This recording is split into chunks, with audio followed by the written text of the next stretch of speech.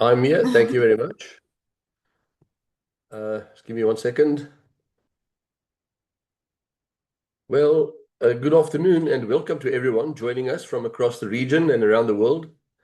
My name is Eugene Kluter, and it is my absolute pleasure to be your opening welcome speaker this morning to this afternoon to this vital discussion.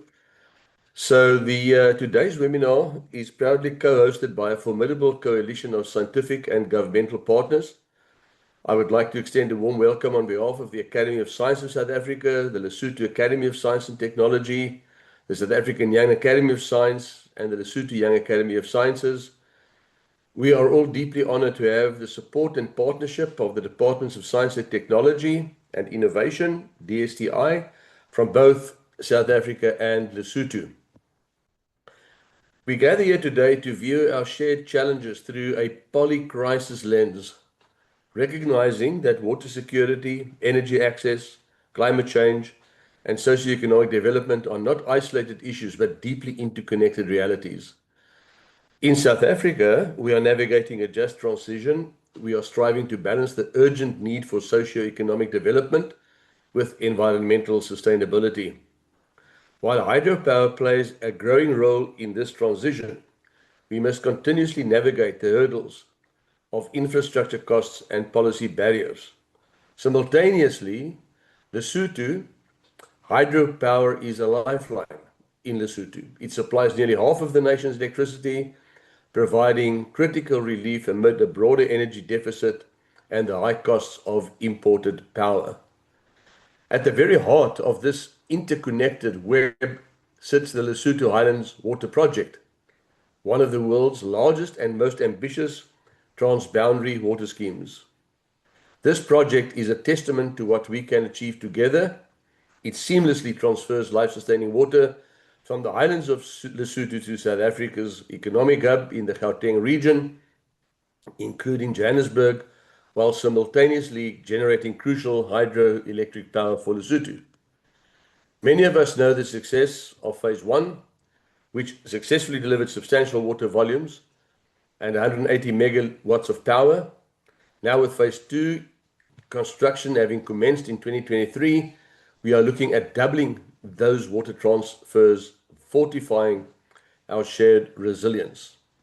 This project is more than just infrastructure, it's a model of regional cooperation. Over the next half an hour to 2 hours, we will hear from distinguished experts who will unpack these themes, explore the ongoing impacts of the project, and discuss how science, technology, and policy can further harmonize our water and energy futures.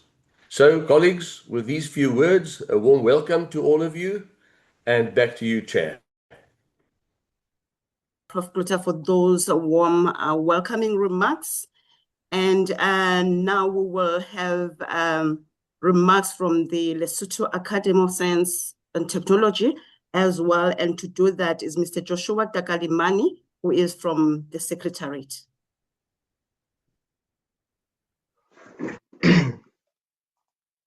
Oh, thank you so much, Dr. Twazama, the Program Director for today.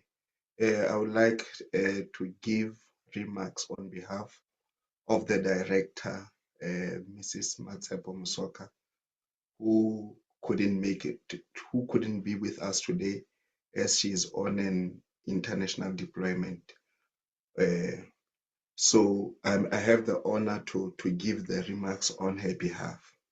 Distinguished representatives from the Lesotho Academy of Science and Technology and Academy of Science of South Africa, esteemed speakers and panelists, and also I would like to recognize members from the Young Academies, LSYAS and LesYAS. It is an honor for me and a privilege for me on behalf of the Department of Science and Technology, DSTI Lesotho, to welcome you all on this important Africa webinar organized collectively by the senior academies and junior academies from the Kingdom of Lesotho and the Republic of South Africa. Today's webinar is themed Water and Energy Nexus Cooperation for Socio-Economic Development between the Republic of South Africa and Kingdom of Lesotho. Allow me to extend our sincere appreciation to all participants joining us from different parts of the continent and beyond.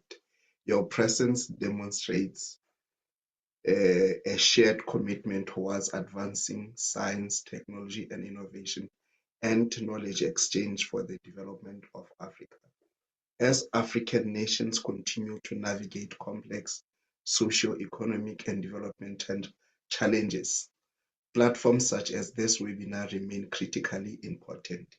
They provide an opportunity for researchers, policy makers, innovators, academics, and stakeholders to engage in meaningful dialogue, share experience, and collectively explore practical solutions that can contribute towards sustainable development across our continent.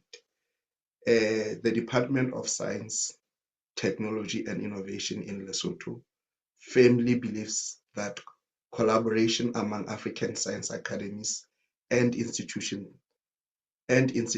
is essential in strengthening research capacity, promoting innovation, and ensuring that scientific knowledge contributes directly to the improving of livelihoods of our people. Through partnerships such as the one between ASSAf and LesYAS, we continue to witness the power of regional collaboration in driving impactful initiatives. We are particularly encouraged by the role that this webinar plays in fostering intellectual exchange, nurturing young scientists and innovators, and promoting evidence-based policymaking. In an era driven by rapid technological advancements, Africa must continue investing in science and innovation as key enablers for economic growth, resilience, and competitiveness. In closing, allow me to once again commend the organizers, speakers, and partners for making this webinar possible. Your dedication towards advancing science and innovation in Africa is highly appreciated. With these few remarks, it is my honor to officially declare the webinar open on behalf of the Director, DSTI Lesotho.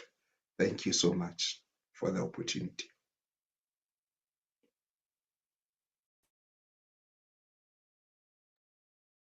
Thank you so very much for those remarks from both senior academies, being the Lesotho Academy of Science and Technology and the Academy of Science of South Africa.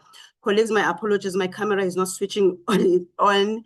When we were doing rehearsal, it wasn't working, but now it just decided not to work, so you can't see my face. My apologies for that. Thank you so very much for those warm welcoming remarks from the two senior academies. And we do acknowledge also that the young academies, they are part of this webinar and part of the organizing structure together with the DSTI. Thank you so very much. Colleagues, now we're going to move along the program. We are going to see a brief reflection from a number of young scientists, as well as senior scientists, as well as our policymakers. The reflection is all about what does Africa Day mean for them. Please have a view. I am Professor Maureen Musia, the co-chair of the South African Young Academy of Science. To me, Africa Day is a powerful reminder that Africa depends on science, unity, and action for sustainable development. Hello, Sanibonani, Jambo, Africa. Tumelang, Sanibonani, hello, beautiful people. Did you know that right here in Lesotho, we celebrate a day which connects us to every part of the country around Africa? Africa Day is a day where we celebrate the Union of Africans. Africa Day is the only day that Africans get to celebrate and appreciate the struggles they've went through the colonization that has happened, that has occurred in the past. 32 countries joined together to make the African Union. This does not mean that it is meaningless. African Union is used as to help the world see that Africa has free trade. This just shows that even though we are many, we are also united. Under the theme of 2026 African Union theme, assuring sustainable water availability and safe sanitation systems to achieve Agenda 2063. It is a day where the struggle for liberation and freedom and independence of African countries is being commemorated. African unity on the 25th May 1963, which was later supplanted by African Union on the 9th July 2002. As we celebrate Africa Day today, I want to remind all of us of the founding reasons by our leaders in the continent for unity, cooperation, and solidarity. I therefore call that as Africans become united, embrace who we are, our cultures, and diversity, which makes us very unique to everyone. I also call for cooperation among ourselves to deal with the common challenges that we face as a continent. Together as a continent, we can do more and change the socio-economic situation of our beloved continent and our people. We need to support each other and stand in solidarity with one another. Let us celebrate Africa Day, keeping the notion of Ubuntu as our guiding principle. Well, back in 1963, when Africa Day was put in place, the goals were independence and freedom from exploitation. And those are both still relevant for our science systems. Back then, there were only about 3 academies on the continent. Now, there are 32 highly respected African science academies in the network advising government. I also see an explosion of young talent across the sciences. The personal stories of entry into top-notch professional science I see across the continent are amazing. But we also have challenges. What if we could warn subsistence farmers across southern Africa about drought 2 years ahead? What if well-informed governments had such good working science systems that they could prepare robust crops for recommendation and clean water systems and health care? So my top feeling today is admiration for the determined work of African scientists and hope for the future. That you like, the community should benefit, but how do we do it? So, but I think, there is, genius in this room. There is genius tomorrow. There is genius within the academies. Africa Day becomes a call to urgently address the continent's critical needs to have clean water and safe sanitation. I call on all young scientists across South Africa to generate innovation, evidence-based solutions for water security, sanitation systems, and public health challenges. I am because you are because I am. That is Ubuntu. I wish everyone a happy Africa Day. Let's celebrate the day with pride and meaning. Happy Africa Day. On behalf of the organizers, I'm truly honored to warmly welcome you to today's webinar themed Water and Energy Nexus for Socio-Economic Development between the Kingdom of Lesotho and the Republic of South Africa. I would also like to take this opportunity to thank you all for dedicating your valued time to join us to today's webinar. Today's webinar is not only a celebration of Africa Day, but a testimony to the importance of partnership between the two academies, being Lesotho Academy of Science and Technology and Academy of Science of South Africa. This aligns well with SDG 17, Partnerships for Goals. You will recall that this is not the first exercise that we have been partnering with ASSAf. We have also had the privilege to host our other sister academies, namely the KIAS, Kingdom of Eswatini Academy of Science, and Botswana Academy of Science into Lesotho. With those few remarks, I wish to wish you an insightful and fruitful deliberation.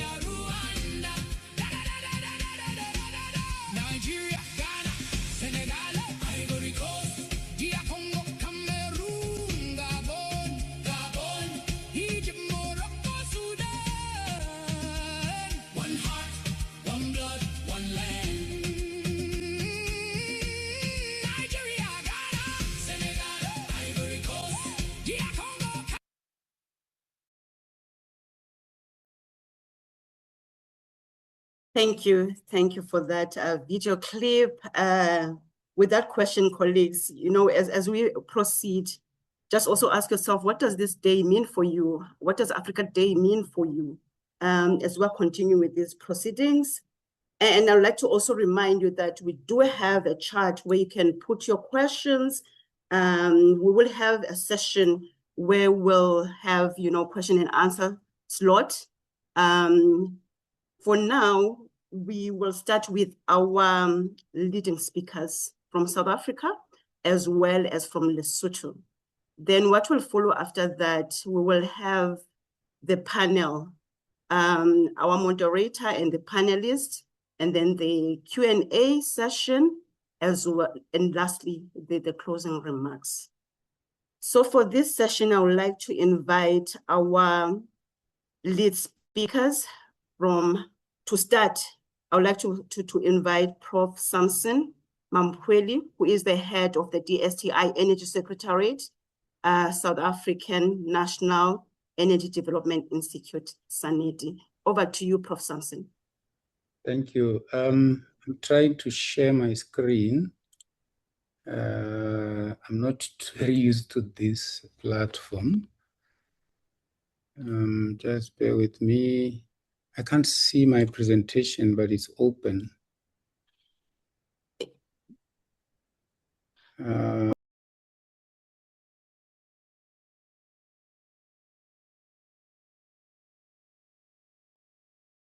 Colleagues, because of this technical glitch, perhaps we should change the program a bit.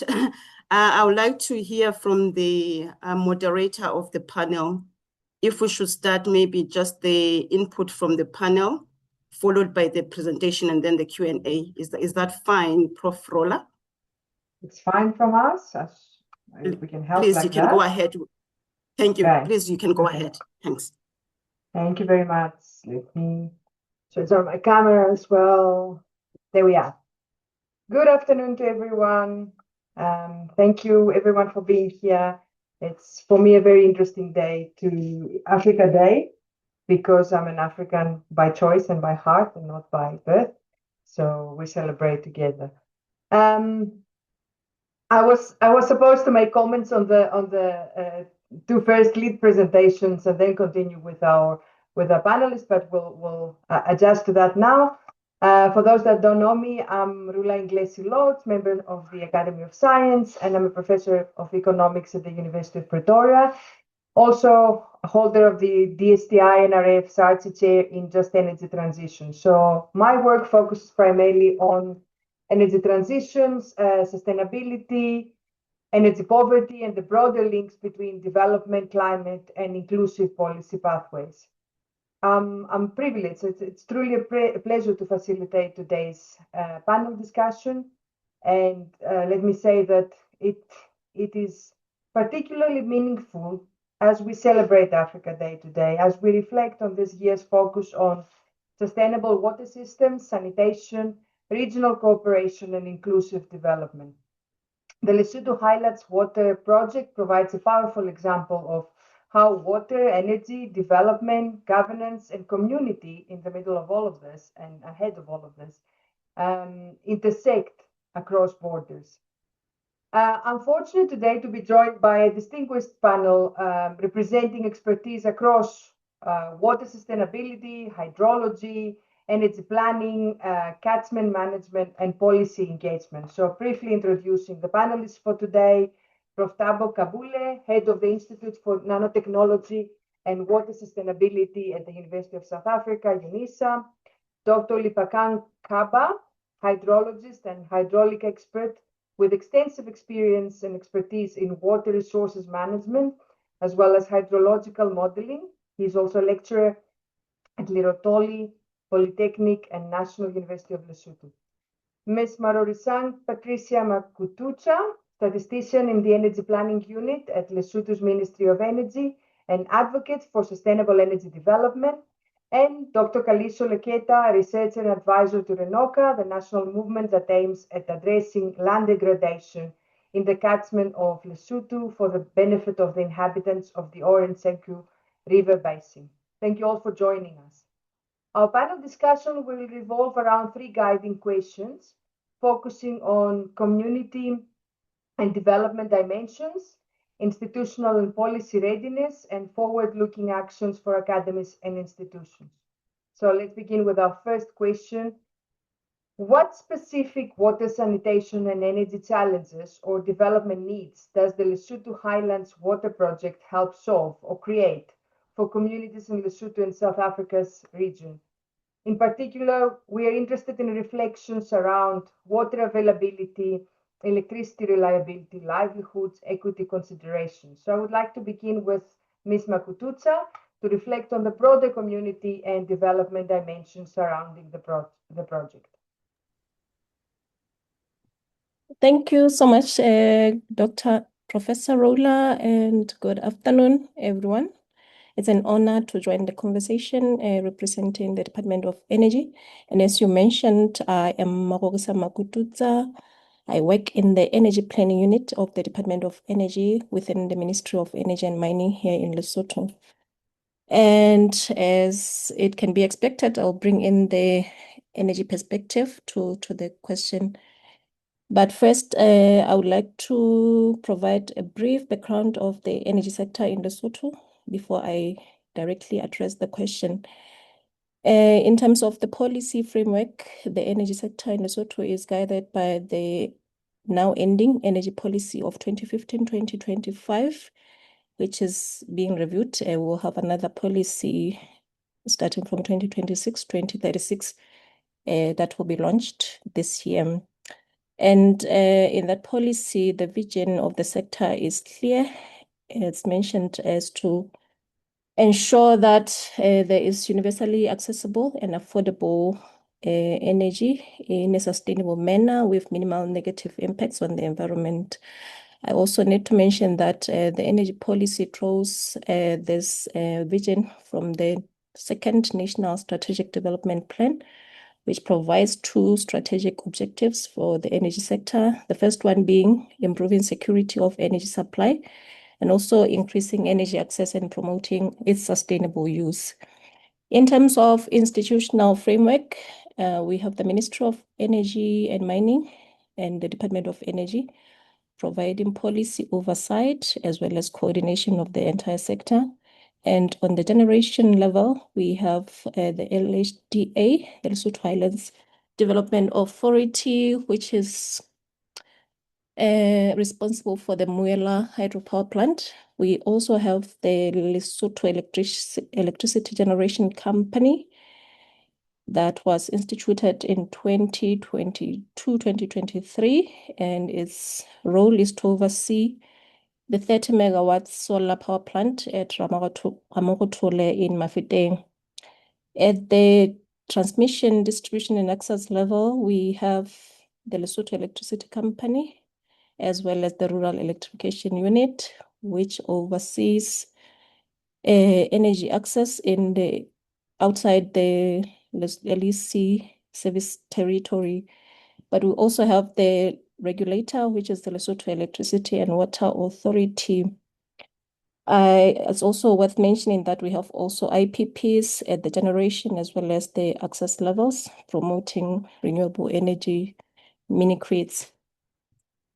In terms of access, demand, as well as supply, we have an installed capacity of about 102 megawatts, which is contributed by the 72 megawatts Muyela hydropower plant, as well as the 30 megawatts Maramaru solar power plant. And then in terms of base load, we have about 160 megawatts that was realized in 2025, as well as a peak demand observed at 245 megawatts in 2025.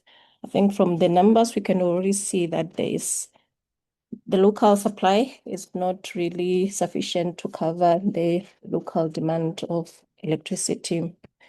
Now, moving on to responding to the question. In terms of energy, LHWP's energy component is strategic as well as central to the Lesotho electricity system.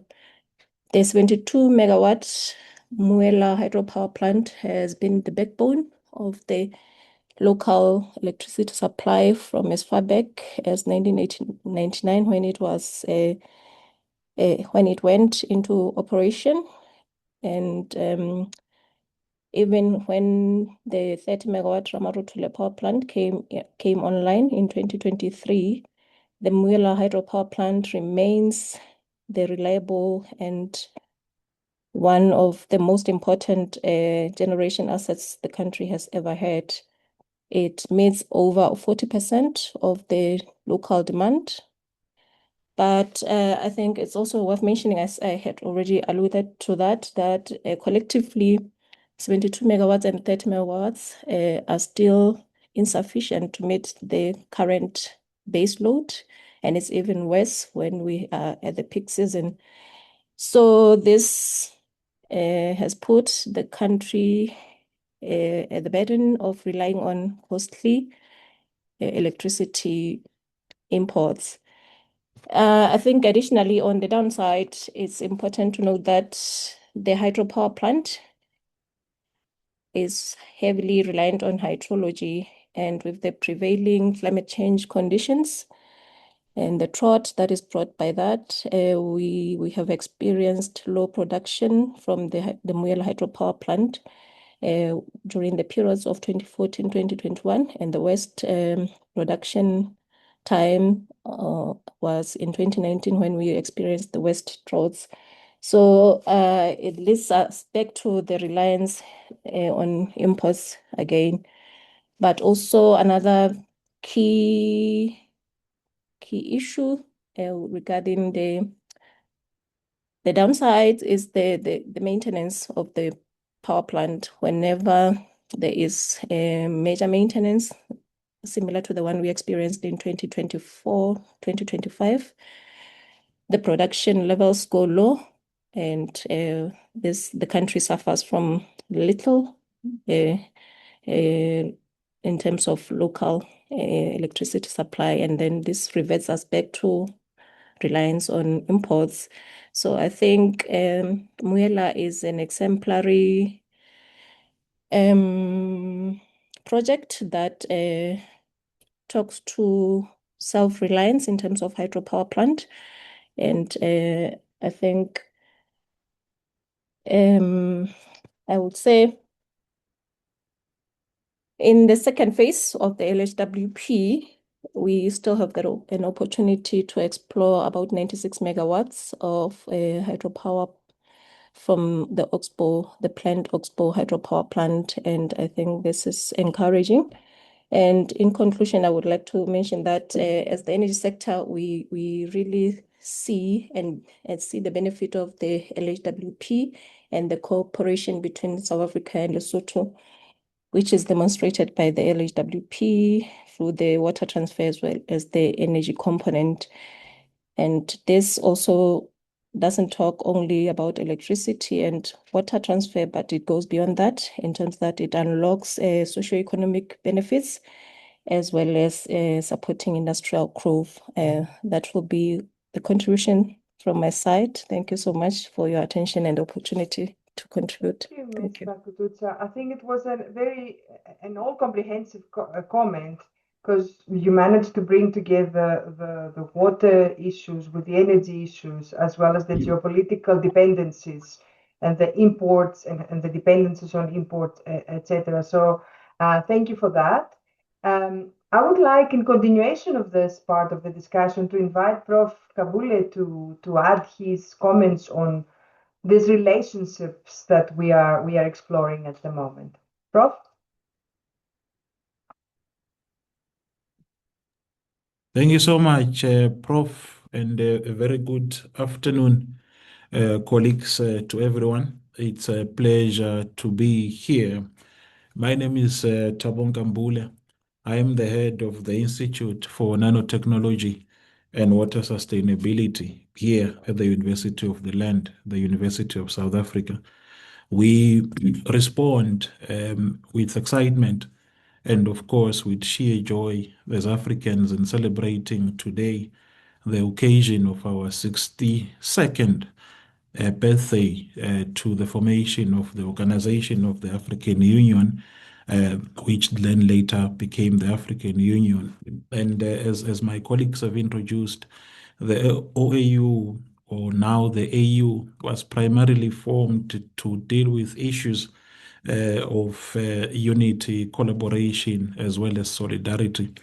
And how best what can we do that if we cannot do that via water, which is the unifier of all nations, and everybody uses water on a daily basis.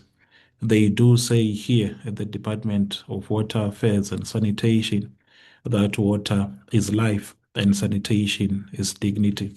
And this relationship between Lesotho and South Africa in particular is an example of what nations can become when they collaborate together in solidarity for one of Africa Agenda's 2063's core mandates, which is a water secure Africa.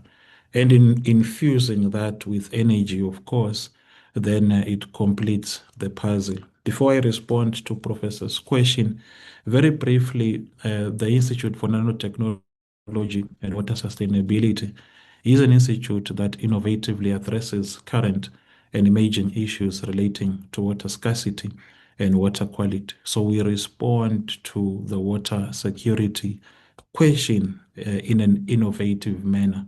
And since today we are being hosted by the academies, the young academies and the mature academies of both institutions, both countries, it actually becomes equally important to note that our contribution to the collaboration and the solidarity of the African continent is through human capacity development in the field of water sustainability.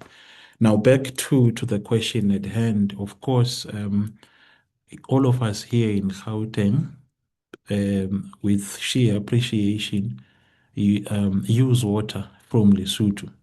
We as UNISA in particular have an established relationship with the Lesotho Highlands Water Project, which, if you look at the Treaty of 1986, it was founded on three pillars, that of water transfer, quality and quantity, safeguarding environments and communities around the dams, but most importantly, ensuring that any potential impacts are mitigated. Johannesburg is largely water scarce. Lesotho has abundance in water. And in collaboration together, the two countries then solve each other's issues. The LHWP Young Water Professionals Academy, for example, is responsible for training about 70% of Basotos in the water space, where then not only do you deal with, now that we are fortunate that we have water available, but how then do you encourage the knowledge around water systems? Important that we ensure that the protection of water, the sustainability of water is protected by the academy, the young professionals that are developed in this space, so that the security of the water then provided becomes important. Finally, if you look then at universities, in our case, the University of South Africa in Lesotho, the National University of Lesotho, working with all the partners, because once you have available water, it will not always be the case that the water will be available. We need to ensure that the clean water that is sourced from the source in Lesotho is transferred by TCTA into South Africa in that quality throughout. And we do that through the training of postgraduate students in that regard. And finally, in collaboration between the two countries and the two entities, once you have developed enough skill through the young scientists and through everyone who works in the sector, you are able to ensure that this resource, which needs a vast diversity of skills to protect, is well protected and always becomes available. Thank you. Thank you very much.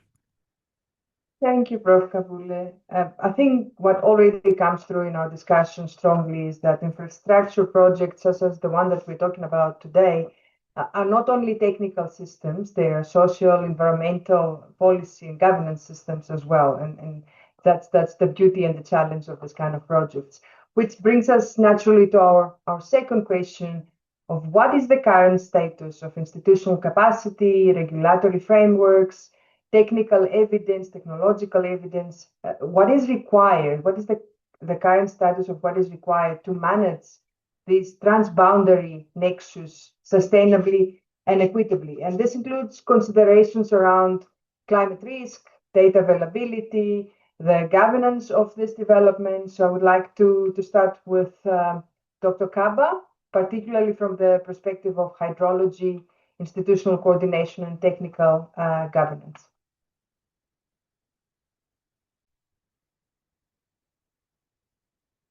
Thank you very much, Prof. And dispense, I hope you can all hear me. Yeah, as you have rightly mentioned, and I work at Laboratory Polytechnic as a lecturer from the field of hydrology. So to come to your question directly, on the institutional capacity in water management particularly, I would say every country, in fact, let me look at it at basin level. This Lesotho, we are in the Sentu Orange River Basin, 100%. So, and from basin-wide approach, we have those 4 countries which have a portion of contribution of surface water into the catchment, surface groundwater into the catchment, which are part of the Orange Sentu River Basin. So when we talk about institutional capacities in water management, then we will start with national water departments, I would say.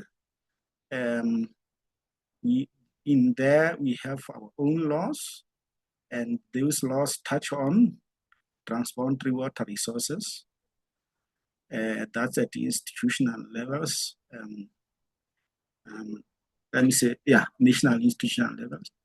Now, apart from that, we have, as governed by the transboundary water transfers, we have, let's say, the treaty, the only treaty we have as Lesotho, South Africa, say, which is LHWP, Treaty of 1986.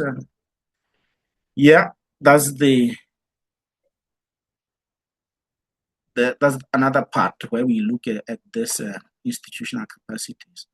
In there, we have those how many agencies or organizations basically managed to entrusted with managing the water transfers between Lesotho and South Africa. We have the LHWC, Trans-Caledon Daniel Authority, and LHD, of course. Now, of course, Lesotho government represented and even South African government represented in those agencies to implement the LHWP treaty and its revisions. Now, yeah, on that part, one would say the capacity is very strong in that line of water transfers to South Africa. Although some people may say the other partner, especially Lesotho, may have a weak bargaining power, but still we are represented. Now, those are the and let's look at basin level now. Under the SADC revised protocol on shared water courses, we have the Orange Sinku River Commission that was established in the year 2000. Now, of course, it's based in Pretoria, and it serves the secretarial role. The office is in Pretoria. Now, okay, still under that, we have under the ORASECOM, the Orange Sinku River Commission, we currently have one developing project, which is called the Lesotho Botswana Water Transfer Project. And at the moment is managed as a multinational basin project rather than bilateral treaty like LHWP. So that's another institution that is entrusted with the water transfers part. Let me say under the same, okay, the project office, the project management office of that Lesotho Botswana Water Transfer Project is in Maseru. And there is another committee which is called Joint Study Management Committee that represents participating countries, which are basically the three. I don't know why Namibia may not be active in that, but Lesotho, South Africa, and Botswana are represented there. Now, okay.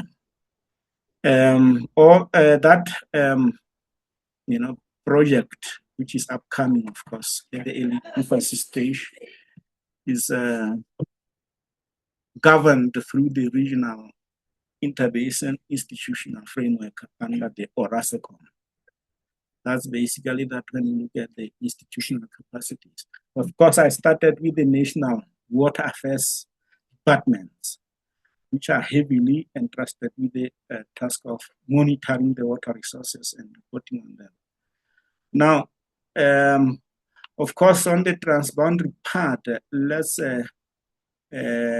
be aware that we have the regulatory framework being basically the SADC revised water protocol on shared water courses, which basically operates in the spirit of cooperation. And so far, no problems. No really problems there. Member states are almost comfortable. Now, let's look at the last part on the technical evidence on required to manage this transboundary nexus sustainably and equitably. When I say equitably, I normally say we don't basically mean equally. Equitably means getting what one needs for the basic need, not that we should get equal amounts, because that's basically what we mean by equitably. Doesn't mean equally. Now, getting back to the technical evidence, let's say, right now, I would like to highlight the challenge which sometimes I am faced with. Every time you work with partners from across, let's say in South Africa, they will be often mention of the concept agreed hydrology, which means the agreed hydrology between Lesotho and South Africa. I'm not sure if there's agreed hydrology between Botswana and South Africa with the basins which they share, or agreed hydrology between Namibia and South Africa. on the Orascom, on the Orange Basin River Basin, I should say. Now, well, in Lesotho, basically, since much of the water is believed to originate from Lesotho, whenever there's an undertaking, you'll have to work on the so-called agreed hydrology. Of course, national government departments collect data themselves, and analyze it independently, but the trust is somehow not really there. So the two countries normally have to come together and agree on the hydrology.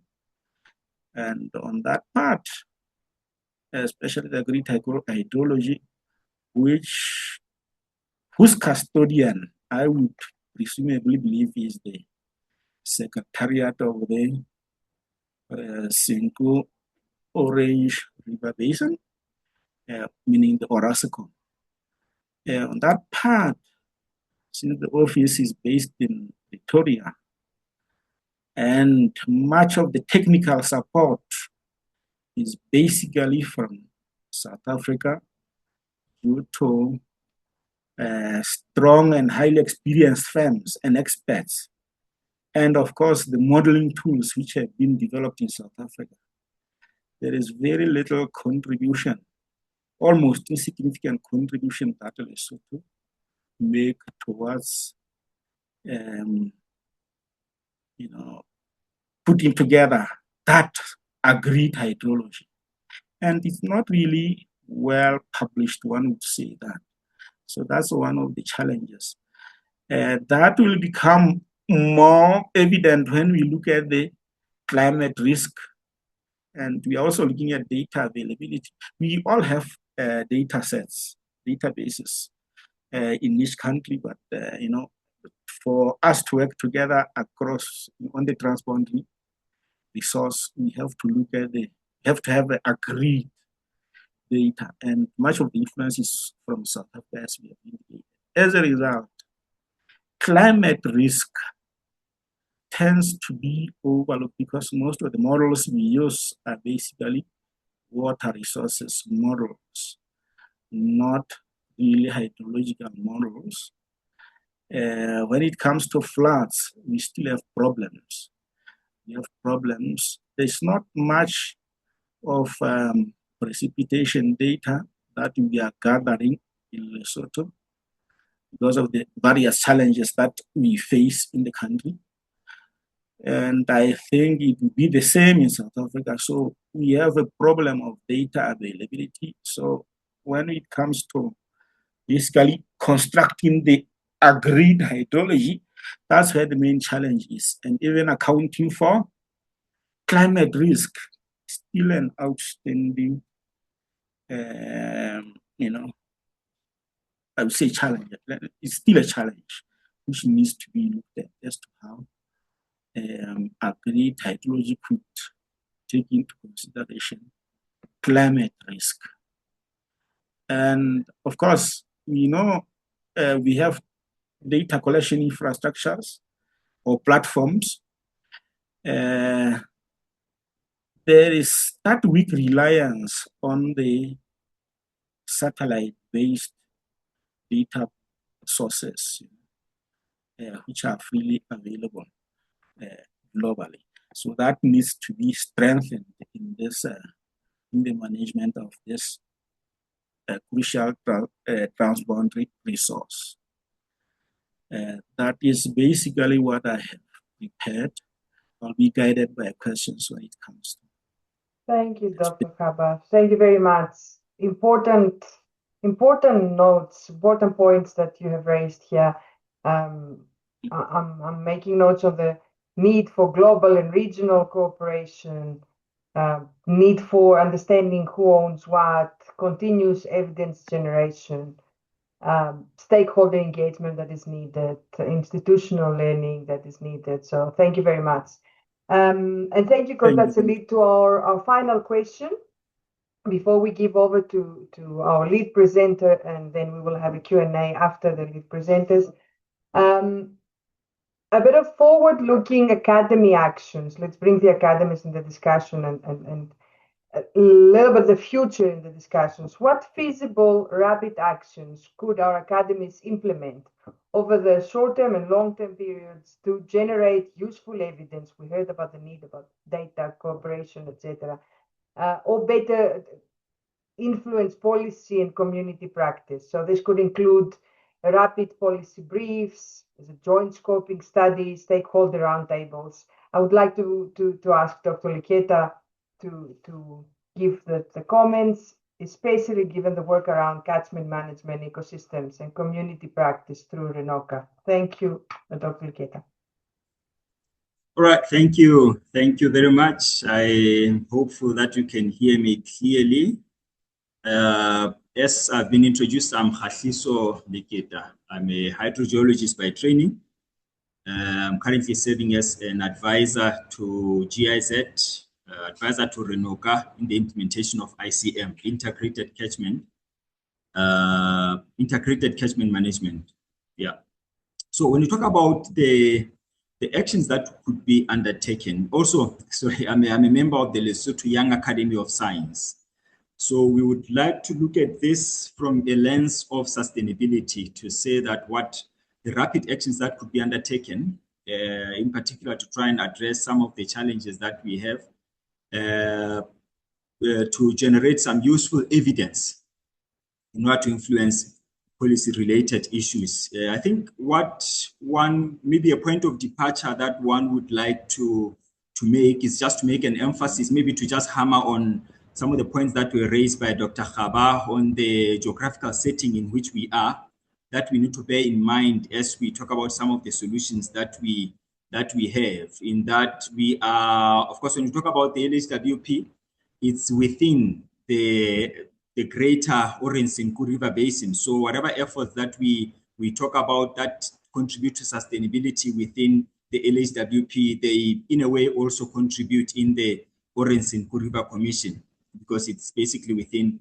the same catchment. And also, even on the other hand, on the other side, the efforts that are done within the Orange Senku River Basin, particularly in the highlands, they also contribute into the LHWP. So that's a point that we'd like to emphasize. And that in Lesotho, particularly talking about the issues of sustainability, which I believe they are important for us to generate evidence for some of the effort that should be implemented in order to enhance it. We are just to make a mention that our catchments are highly degraded. There is high soil erosion that is hitting the country, and the soil is being eroded out of the country through the Orange Senku, particularly through the Orange Senku River Basin, into the Orange, down to Botswana, Namibia, I would say into the Atlantic Ocean. So there's a lot of land degradation that is taking place. And another point that we need to talk about is that when we talk about sustainability, we are saying the water, particularly when we talk about hydropower, we are saying the water that we are referring to, the water comes from the catchments. It is the water that is harnessed from the catchments and diverted into the rivers, even towards transboundary, as we are saying. So we need to understand that the water and energy that we are referring to, it comes from the catchments. And therefore, if we are saying that there is high land degradation within the catchments, it means that we are saying that such land degradation, that when it happens, it then reduces the capacity of our water resources. And of course, it ultimately destroys the sources of water themselves, which therefore affects the sustainability of water and energy in Lesotho. Much of the studies were undertaken in the past. At the beginning of the RENOCA initiative in 2022, around about 2022 or so, a study was undertaken that focused on that sort of assessed all the studies that were undertaken since 1970 until 2020, sorry, which was called the meta review. And one of the things that were discovered there was that efforts were done. MCA came and they applied science to conserve the wetlands. Another donor funding came and did what they did, but there wasn't much impact, or rather results. Wasn't much results that were undertaken. And from 2022, we implemented what is called we implemented ICM through the Renuka program that approached natural resource management in the lens of using a catchment as a unit of management, which of course it's an integrated approach. It involved everyone within the catchments. It involved your headers, people who are custodians of the land in the highlands, your chiefs. It touched on the policies. How do we harmonize the policies so that they enable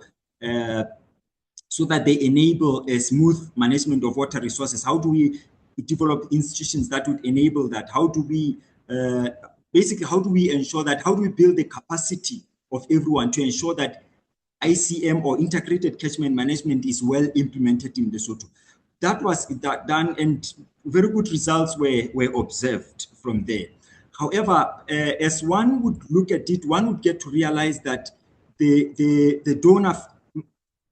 donor funding is declining. I'm pretty sure that you can also tell. Of course, we had the US aid that stopped supporting some of the initiatives. So what we can see is that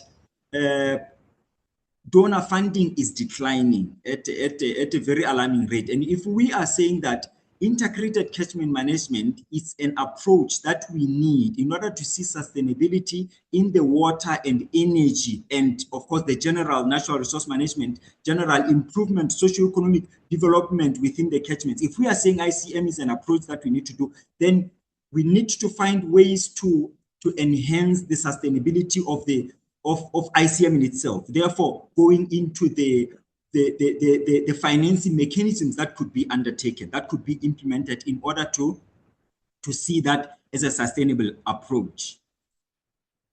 When we talk about the Orasecom, we're talking about how then water flows. We're talking about the four states. We can talk about also the LHWP, how water is transferred to South Africa. And in terms of seeing to it that there are financing mechanisms that are involved, some of the ways that the two academies could do is to build collaborations in undertaking researches that sort of build a model, or that come up with the modalities on the financing mechanisms that could be developed to continually sustain financing of the integrated catchment management in Lesotho, so that at the end of the day, what we are saying is we need to have water and energy sustainably being harnessed from Lesotho.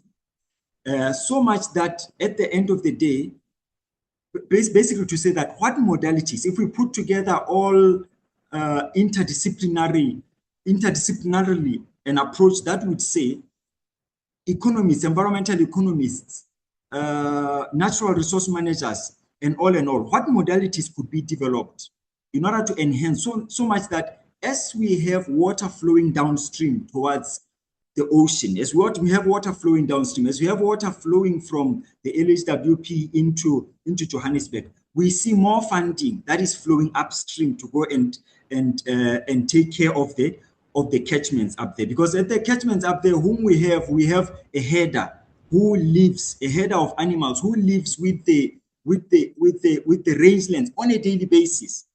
They are custodians on a daily basis. They are taking care of the catchments on a daily basis. How do we enhance that? We develop the financing mechanisms that would enable the flow of funding from the downstream to the upstream to go and take care of those wetlands. That is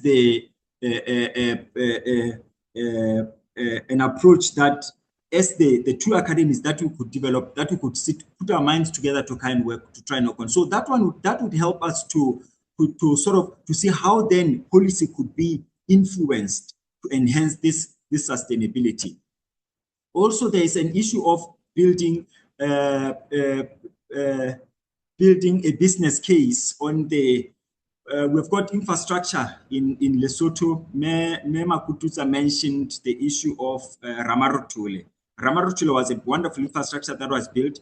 but implementation of ICM was delayed so much that the area in itself was attacked by a lot of soil erosion. So then how could we put our minds together to say, can we develop a business case on action on ICM versus inaction? How much would it cost us to say, let's implement ICM in this catchment? How much would it cost us? And how much would it cost us now to deal with the impact of non-action on ICM index? So this would be a tool that would be used to sort of to lure or to coerce the LHDA, for example, to implement ICM in its catchment, with an understanding that as they implement integrated catchment management, they are in a way also protecting their own infrastructure. I'm not sure, Prof. I'm not sure if I still have time. Nonetheless, I'll give you 2 more minutes, and then you can conclude. Thank you, Prof. Yes, another issue that we need to work on would be, of course, the issue of building the capacity of the community.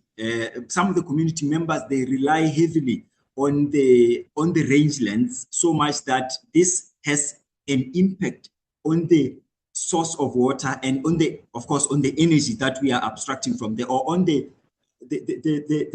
land management practices that they follow. They are not sustainable. So how can we improve their capacity so much that we improve their livelihoods to a point that they are not relying as heavily on the unsustainable land practices, so that we can see more sustainability in our catchments. I already talked about the issue of MOUs that would enable various collaborations within among the two academies. I think that would be all. That would be all for now. Thank you, Dr. Leketa. I really appreciate your passion and enthusiasm when you talk about these topics. It comes across. Thank you very much for your comments, and we can see your involvement and engagement in this kind of discussions. It's definitely the focus of all of this is collaboration. I heard that from all 4 panelists until now. It's the center of all of us, and how we can structure that so that it's mutually beneficial. Dr. Kwebani, I think I'm gonna turn back to the lead presenters now, and then we can proceed with the Q&A, including the lead presenters and the panelists with the audience. Thank you very much.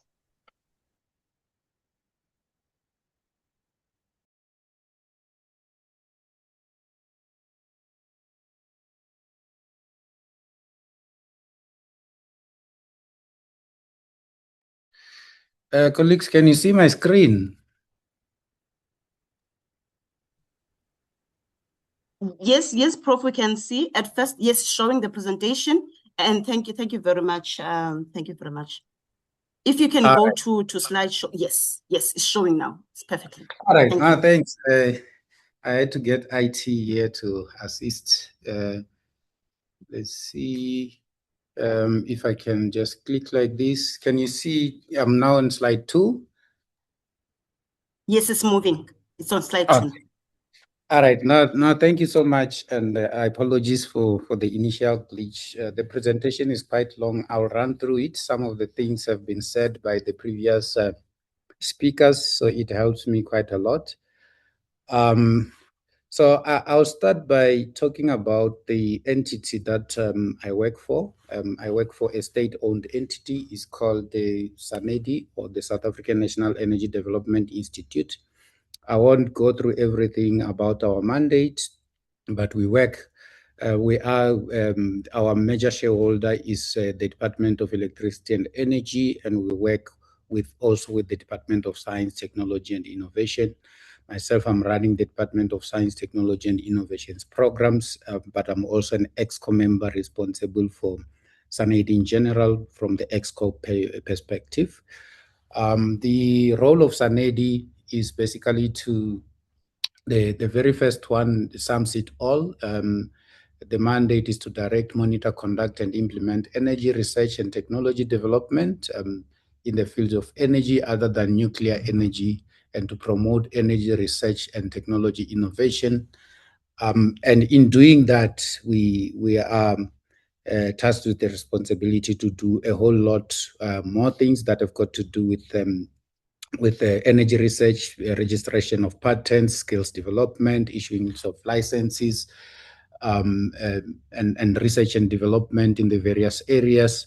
But over and above that, we also tasked with the responsibility of undertaking the country's energy efficiency programs that are basically legislated. And we are also having a responsibility to advise the two ministers, the Minister of the Department of Electricity and Energy and the Department of Science, Technology and Innovation. And that is a science-based kind of advice, which is based on the research work that we do.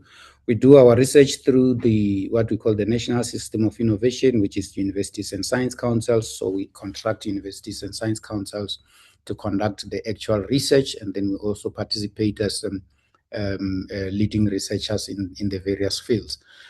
This is the DEE, or the Department of Electricity and Energy priorities, which were cascaded to SANEDI by the minister. The first priority is to achieve universal access, availability, affordability, and quality. The second one is to attain sovereign and regional energy security, which talks to the topic for today about how do we then integrate the region and how do we get South Africa collaborating with Lesotho. I'll go into the details of that towards the end of the presentation, looking at particular water resources. And then to drive industrialization and lead innovation, we're doing quite a lot of work aligned to various country strategies, the hydrogen economy, hydrogen society roadmap, the critical minerals and metal strategies, and a whole lot more others. Qualitatively transform energy demographics and to elevate the role of women and youth. That is also part of what we do. We've got specific programs that are geared towards that. Assert South Africa continental and regional leadership. We have demonstrated this when we were leading the energy transitions working group under the BRICS, under the G20 as SANEDI. So we were the secretariat for that, and we were very successful in terms of leading that particular initiative.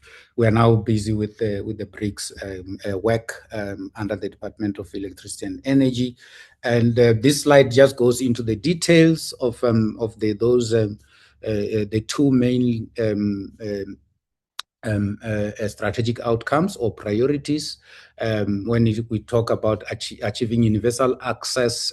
So in South Africa, we've got about 1.6 million households that have not yet been electrified. We've done quite well, but the directive from the minister is that SANEDI, working with the department and our utility company, we must be able to reach 100% electrification through various programs and various means, including research and development and other technologies as well. The second one, the attainment of sovereign and regional energy security. This we submitted as a negotiated outcome under the G20. It did not see the light of day, but at the end of the day, it's something that we believe in and we are busy implementing as a country. We're looking at expanding Eskom's share and generation capacity, including renewables, gas to power, complete implementation of the energy recovery plan, which is the country's plan that's implemented. That was whose development was led by the president himself. And then we've got various catalytic projects, and I'll talk to some of the projects as we move when I get to the provisions of the integrated resource plan. This slide just talks. It's a highlight of what's happening in terms of the global and domestic energy complex. South Africa is a leader in renewable capacity additions in the region. we are growing as well. And we have quite a lot of solar PV and wind additions that makes up to about 80% of new capacity in the region. You will see when I start to go into the numbers just now. This is South Africa's current installed electricity generation capacity. This is a slide that comes directly from one of the minister's presentations. We've got about 3% nuclear, which is basically the Quebec nuclear power station, close to 2 gigawatts. And then the coal share, which is about 58%, pumped storage, which is very relevant in today's topic. And then the diesel generators that many people accuse us of using quite extensively to avoid load shedding and things like that. And then we've got the wind, 8%, and the solar PV, which is grid connected, about 10%. And then we've got rooftop solar PV, that's about 10%. And that grew a lot when we were fighting load shedding, when government started introducing incentives and things like that. And many people then decided to go for rooftop solar PV. These are some of the negotiated outcomes that we submitted during G20: energy security, affordability frameworks, the closing of the clean cooking gap. This is very relevant, especially in rural areas where people are still using traditional forms of cooking. And the clean cooking one saw the light of day, which is the one that was basically approved by G20. So there's some G20 legacy programs that we're starting to run around that. Now, South Africa is moving towards the decarbonization of the electricity sector and the energy sector in general. So we've gone through what we call the Independent Power Producers Program, the various bid windows, and the numbers that we're showing here are basically confirming the projects that we've been running since 2013. And the numbers confirm what I talked about when I talked about the 10% renewables, the 10% solar PV and the 8% of wind energy projects that we've got. We've gone through 9 IPP bid windows since I think 2011. And then we've added 7,361 megawatts that are operational from 95 projects. And by the time that we generated these slides, we had about 2,077 megawatts in construction from 19 projects. I believe that has gone down a little bit because some of the projects have now been completed. This slide just shows the renewable energy penetration and also the contribution. What is important here is to note the fact that the IPPs have contributed to alleviating at least 2 stages of load shedding during 2023 and also during 2024.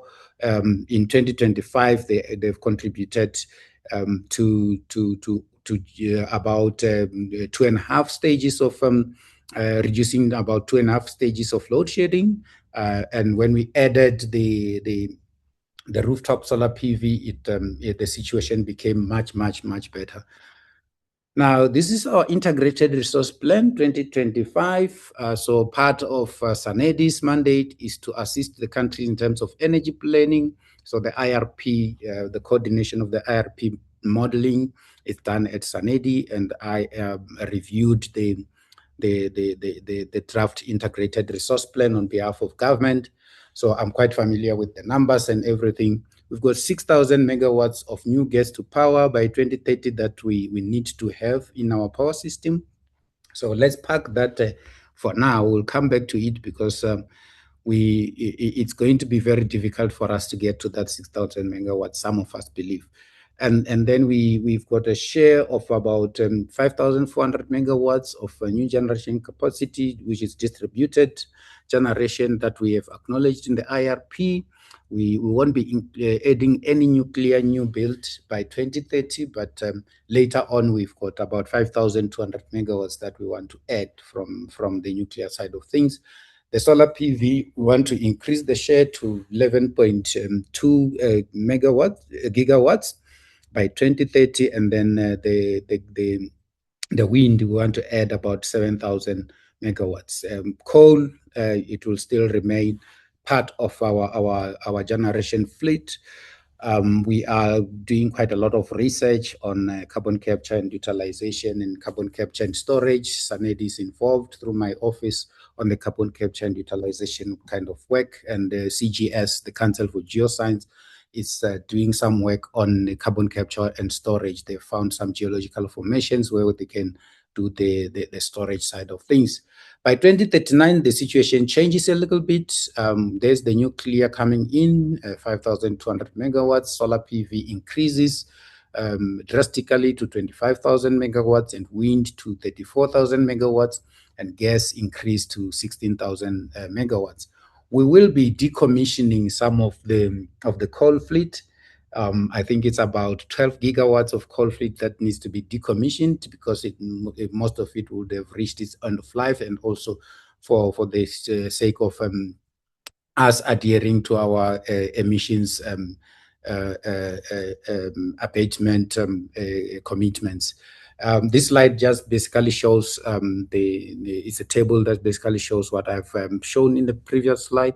But in total, we're looking at about 285 megawatt, 152,285 megawatts of new generation capacity that will be coming in by 2039. And this is a 2 trillion rand investment plan that we have in South Africa.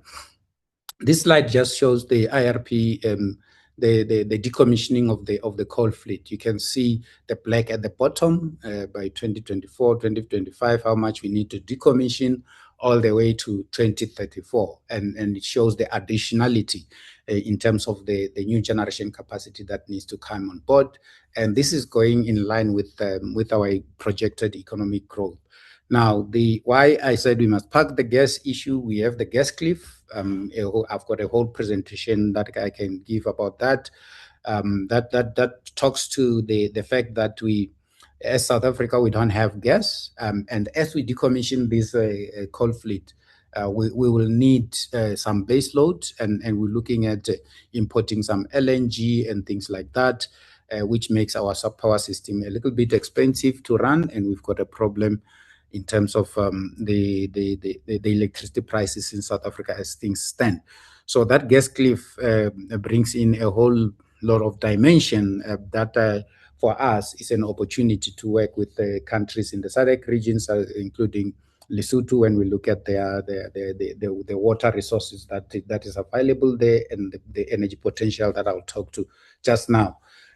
The whole idea is that we want to minimize the impact on the environment. So the IRP 2025 is our decarbonization plan. We've got a number of other plans that are supporting the IRP 2025, the JET IP, and so many other plans.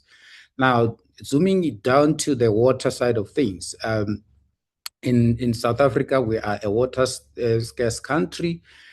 In terms of power generation, we've got the Karib Power Station that generates about 360 megawatts. This is run by our utility company, Eskom, and then we've got another 240 megawatts from Van der Kloof Power Station that is also run by Eskom. And then the Ingula pumped storage scheme, which is one of our biggest pumped storage scheme in the country, 1,332 megawatts. It's located near the Drakensberg on the border between KwaZulu-Natal and the Free State. And then we've got the Drakensberg pumped storage scheme, which is about 1,000 megawatts, which is situated in KwaZulu-Natal. And then the Palmit pumped storage scheme, which is in the Western Cape near Harabo, which is about 400 megawatts. These are all very important when it comes to providing us with peaking power. To do peak shaving in the morning and also in the late in the evening. Now, I heard someone presenting a lot about the Lesotho situation. This is just to confirm what was presented. The the peak demand is between 200 megawatts and 210 megawatts. If you look at the numbers that I presented, this is quite a drop in the ocean. It's not even the size of one of our coal power stations in the country, but I understand this because the country is also, the size is also quite small. And then the generation capacity of around 105 megawatts, including the 75 megawatts from the Mwela hydro station. This has been mentioned, the 30 megawatts from the solar PV facility. And Lesotho imports the balance of approximately 120 megawatts from South Africa, from Eskom, and to a lesser extent from Mozambique. Now, in terms of the electrification access, Lesotho is sitting very much below. They're still at 53%.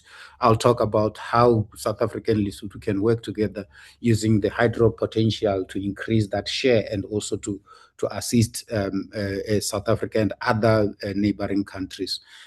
Then we have about 70% urban connection. And then the rural connection is just between 11% and 30% and 38%, depending on where you are in the country, according to the World Bank report.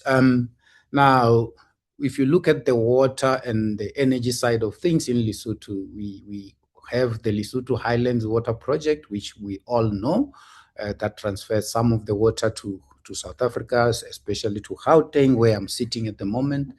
And we're working very closely with Lesotho on that.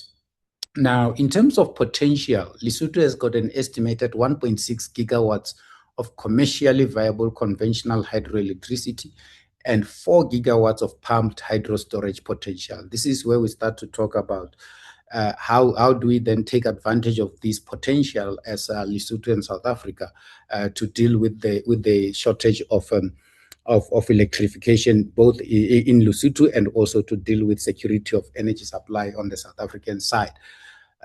We have talked about the 75 megawatts from the Mwela hydro station and the 30 megawatts from the solar PV, and then there is another 80 megawatt capacity. That's an upcoming project.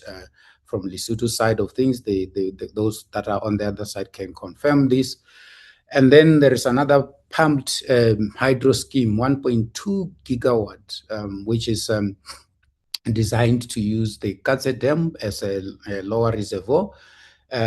But the development is currently not moving as quick as possible due to capital costs involved, and there could be other reasons as well. So that we need to start looking into to say how do we then fast track schemes like that to assist both Lesotho and South Africa. On the South African side, as things stand, we've dealt with load shedding. We have about 4,000 megawatts of generation capacity that we basically mothballing from the Eskom side of things, which we can basically send to Lesotho and do pumped storage and use some of the dams there as a battery for both South Africa and Lesotho and the region as well. And then there are small hydro projects as well. This is just a summary, and it summarizes what kind of collaboration can we have between South Africa, Lesotho, and the SADC region. And here we talk about the potential capacity of 1,600 megawatts, and with a pump storage capacity of 4,000 megawatts, and the small hydro of 450 megawatts, and then the project that's under development of 1,200 megawatts, with a peak demand that I have estimated, if we are to electrify all households in Lesotho and businesses, will get to about 430 megawatts. And if you look at the 430 megawatts, and then you look at the hydro potential, and then the pump storage potential, if we are to work together between South Africa and Lesotho, we should be able to have more than 5 gigawatts of new generation of generation capacity coming from the hydro and pumped storage, and then we should be able to integrate that to the Lesotho network, South Africa network, and the SADC region network, solving the big problem of the security of energy supply. This is my last slide. This is just for knowledge sharing. When it comes to the use of knowledge and science in advancing community development and socioeconomic impact. This is what we call the DSTI Water, Energy and Food Nexus project at Masia village, one of our villages in South Africa. We worked through Stellenbosch University. We are running the Renewable Energy Hub and Spokes program there that reports through my office at national level. And we've installed a 20 kilowatt peak solar PV. We've installed a solar Brighton cycle technology for heat and electricity. We've installed the 5 kilowatt hydrogen fuel cell with electrolyzer and on-site electrolyzer, where we get water from the bowl and then we purify that water and then we take it through electrolysis and then we produce a green hydrogen during the day, and then during the night we turn that hydrogen into electricity, and then we power a community center and an agricultural setup that we've established at the center. We've got hydroponic tunnels and things like that. And this project employs about 5 TVET college graduates that have started making money out of the various agricultural activities that they are running from the center. So this is just a typical example of the implementation of the President District Development Plan or District Development Model that we plan to roll out to other villages within South Africa. Thank you so much. This is the end of my presentation.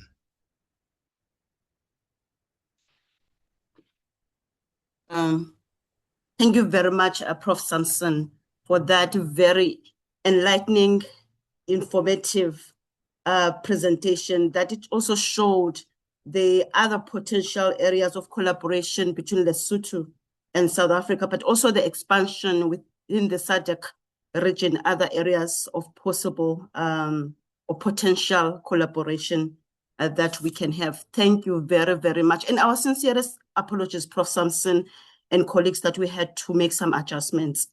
We do understand that you may have planned to participate around the original, setting of the program, but we had to make those adjustments due to technical glitches. And I would like to thank once again our speakers. We'd like to thank Prof. Samson for that informative presentation. And colleagues, now we're moving to the Q&A session. And I will have to hand back to our moderator, Prof. Rola, for this session. Prof. Rola, over to you. Thank you very much, and thank you to Prof. Samson for, they say that things, Prof. Samson, you can stop sharing if possible. Thank you. It's very interesting that sometimes things work how they're supposed to be working, even though we had to make these adjustments. And it's interesting how the panelist views came and were complemented by Prof. Samson's presentation. So I'm gonna be monitoring the Q&A window at the bottom if anybody has questions to share with us. But I also see there is a hand. So Dr. Tuzama, I don't know if we can we hear people? Can they unmute, or do they have to put down the questions? Yes, they can unmute themselves and speak. Okay, so we have a raised hand by Lesoboro Molapo. Please go ahead.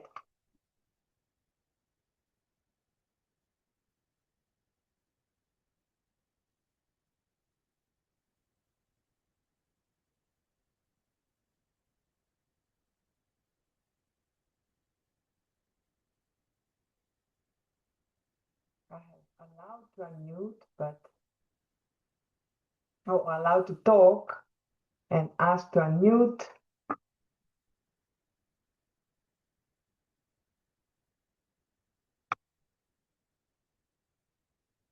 You're more than welcome to ask your question.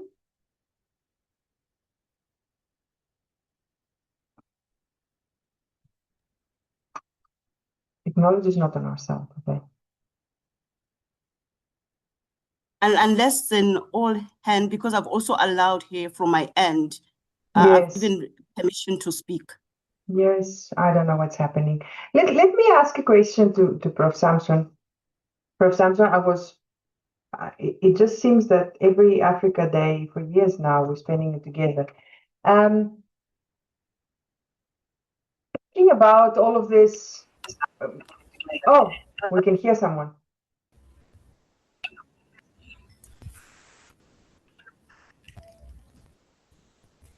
Okay. There's some mic that is on. Yes, please. Please ask your question.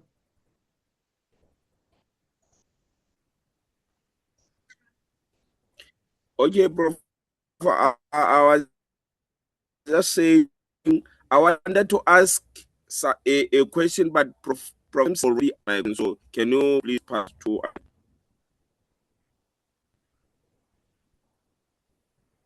Very difficult to hear now. Hello, Prof. Please try once more. Let's see if we can hear your question. Otherwise, please Hello, type Prof. it in the Q&A.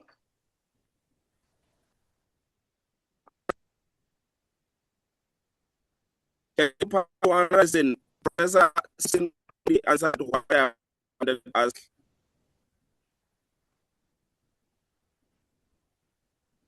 It's cutting.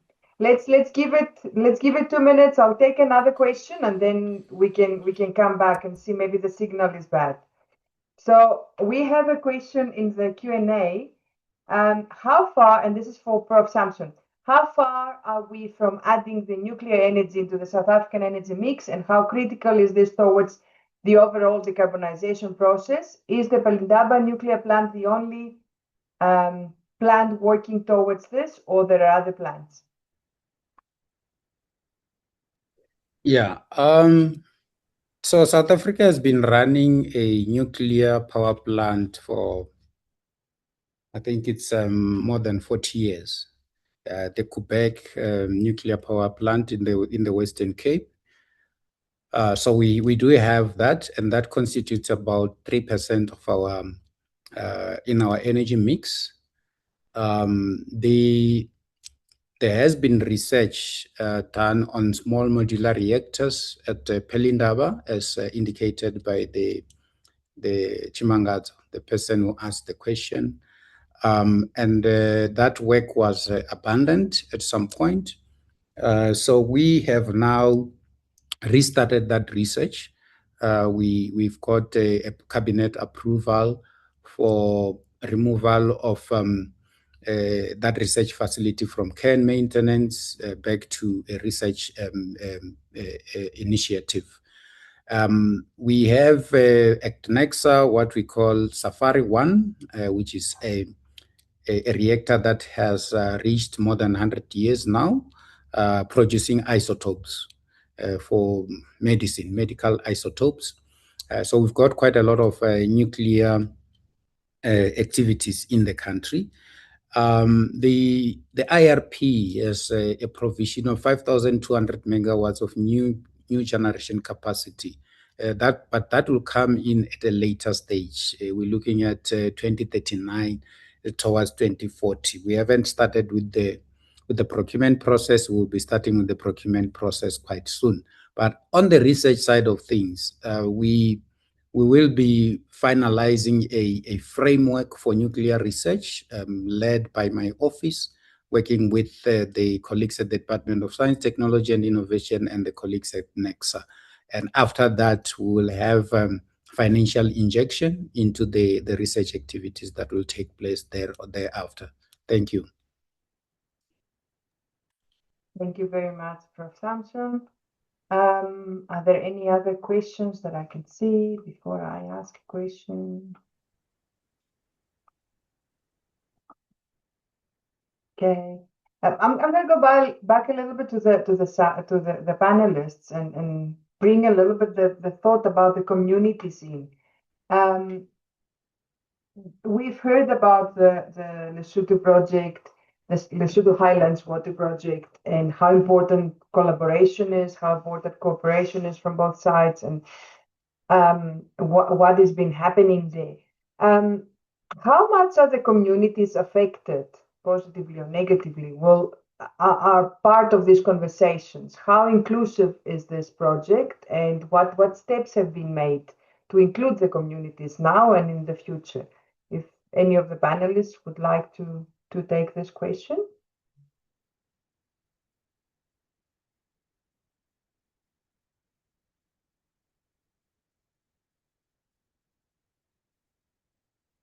It's not a day for questions itself. Well, I would say the other panelists, two panelists, would be at a better position to answer that. But I would still feel that, as far as I'm concerned, the communities are part of this because there's always a requirement for environmental and social impact assessment studies in order for this undertakings to be implemented. So in those phases, then public consultation is mandatory. So they are actually consulted, even if not satisfactorily or comprehensively, but communities are, of course, part of that. But the only challenge, as Dr. Lekit has indicated, is that whatever happens in the rangelands, because of the land tenure system in Lesotho, it affects headers, I would say. Even if communities are consulted, but there will still be dissatisfactions here and there because of the users of the rangelands. That is basically the problem. But consultations are done thoroughly, Thank you, Dr. Kaba. Thanks, Prof. Thank you, Dr. Kaba. Any other panelists? Or maybe something that was not touched during our discussion that you would like to add? I think now's the right time.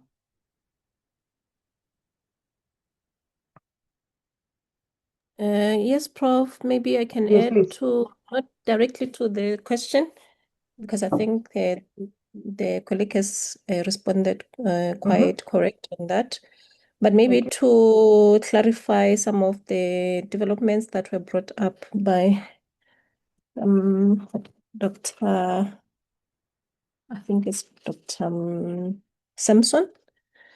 He mentioned that from the one other opportunity that can be explored from the LHWP is the what do we call this? It's pumped storage, which is 1.2 megawatts, and I believe maybe the colleagues from LHWP, if they were here, they would also confirm this, but this was also dropped. The Kubom pump storage was dropped due to the feasibility issues. It would produce 1.2 megawatts, but it would require more than that, electricity that is more than that, for it to be able to produce at that scale. So it has since been dropped by the government of Lesotho, and now we are considering the 96 megawatts Oxbow power plant instead of that. But I would be more satisfied if someone from LHDA would be here also to confirm that. But the current project in the pipeline is rather the Oxbow hydropower plant, not the other one. Yes, thank you. Thank you. Thank you very much for the comment. Any other questions? You can add in the chat, or we can unmute you and ask your question to any of the panelists or Prof. Samson. I don't see anything else in the Q&A.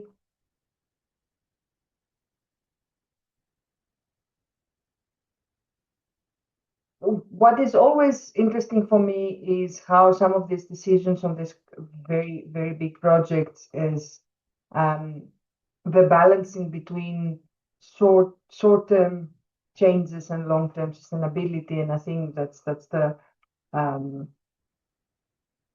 That's the challenge with this kind of projects. I think the discussion today has highlighted once more that the water and energy nexus is fundamentally about cooperation for it to be sustainable.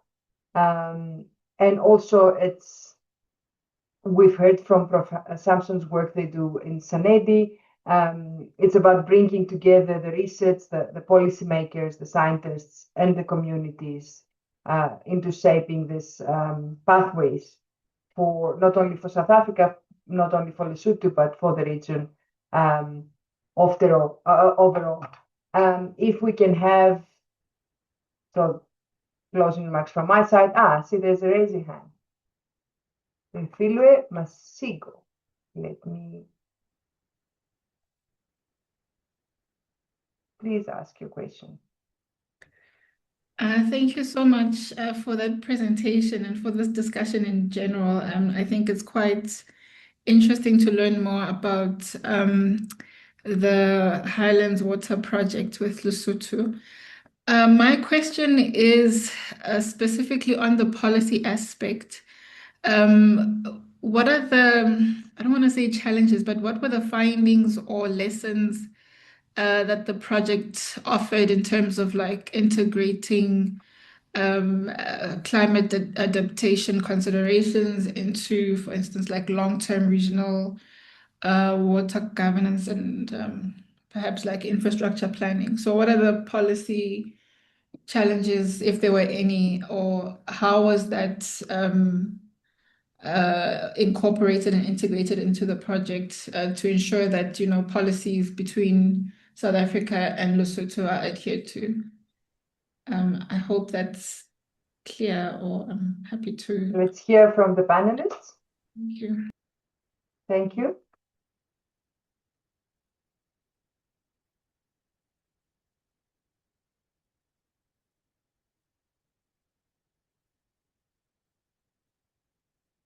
Ma'am Arisa, would you like to try it, or Dr. Yes, Likita? please.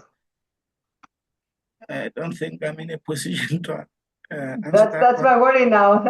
I wasn't involved much in the project, so I won't be able to answer to that question. One of the other panelists, or Prof. Samson, if you have any idea. I missed part of Refilwe's question. If maybe she can repeat, I think I had a bit of a connectivity issue. Hi, Prof. And just to maybe introduce myself, because I realized I didn't introduce myself. My name is Refilwe Mashego. I'm from the National Research Foundation.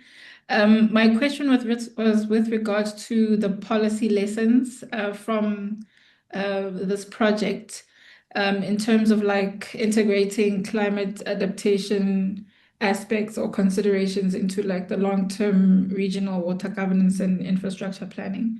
So any policy challenges and lessons that came out of this project that would be notable in sharing? Okay. Yeah, I can talk from the energy point of view, as you know me, Refilwe.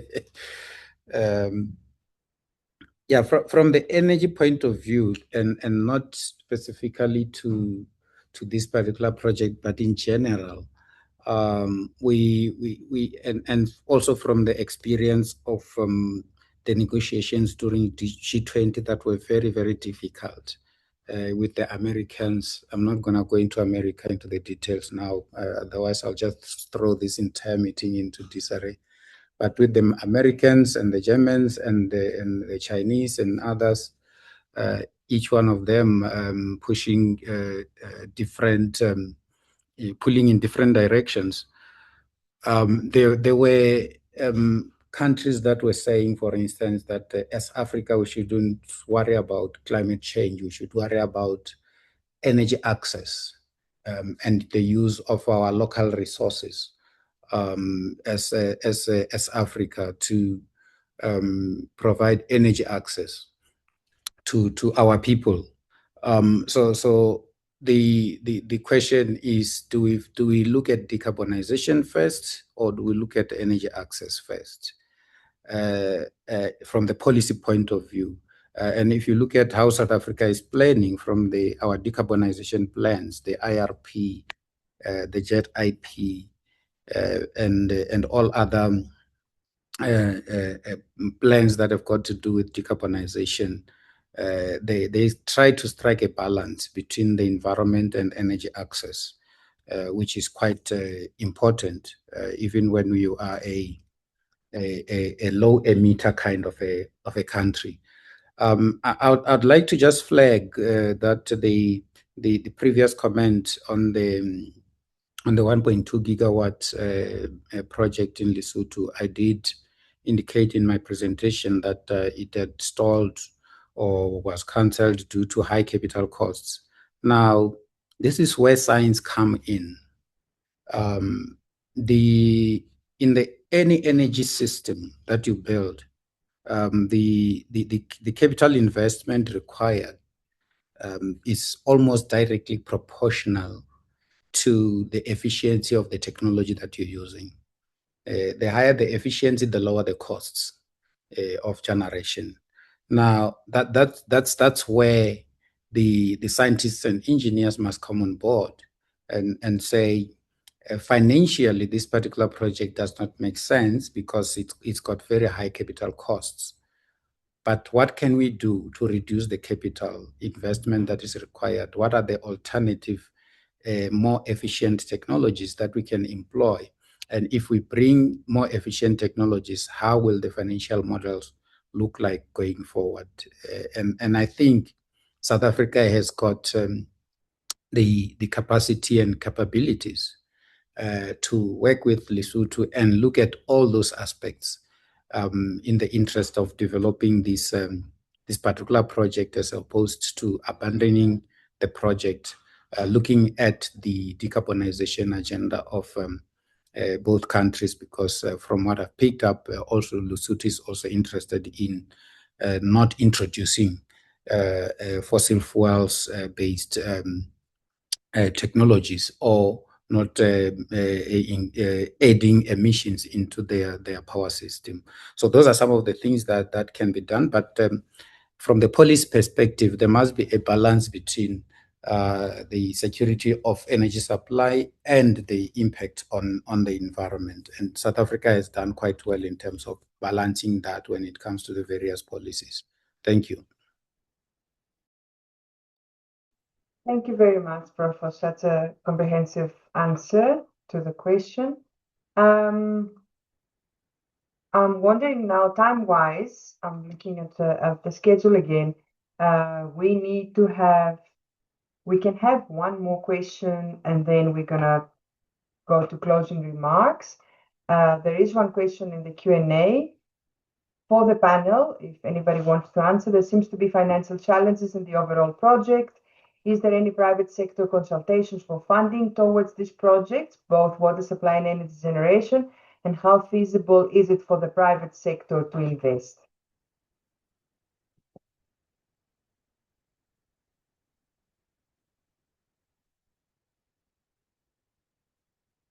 Anyone from the panel? Dr. Kaba?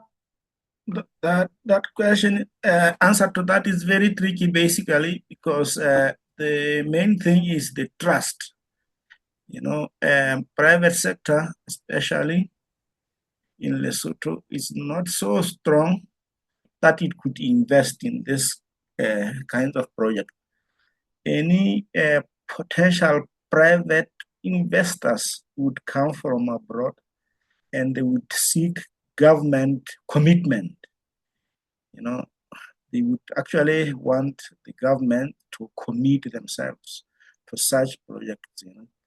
And normally for a government to commit itself is a real hassle, and it normally fails. We once had such kind of a similar project, I would say, even though it was on solar something, you know. To get government commitment is a challenge, especially because we look at the affordability, let me say, financial muscle of the government, especially in Lesotho.